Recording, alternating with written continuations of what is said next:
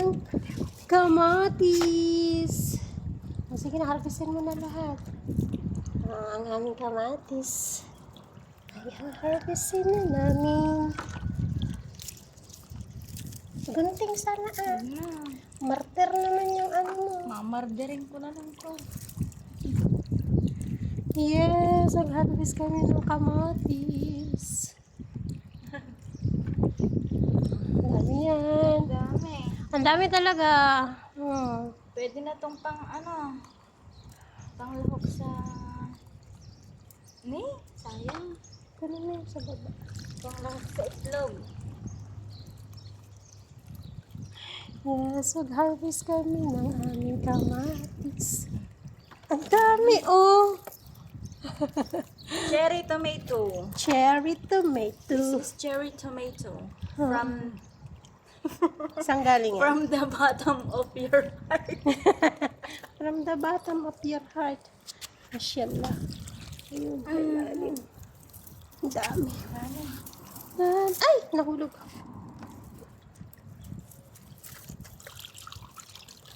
From the bottom. Ayun, sinasira. Naputol.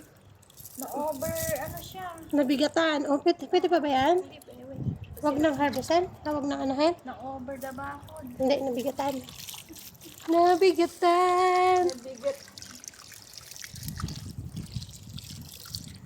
Wala, boss. Tama na din. Okay na yan? Tama na yung video mo. Akala ko naman tong ating... Yan! Kamatis, ang dami. Isang puno lang to pero ang dami talaga. Hi! Okay na ba yan? Ayun pa sa ilalim. Ayun sa kabila. Tama na. Magtampo. Magtampo. Yes! Tapos meron na kaming kamote. Naka-harvest rin kami ng kamote. Ay! Mabasa ako. Galing din sa kamutihan namin. Sa farm namin. Yes.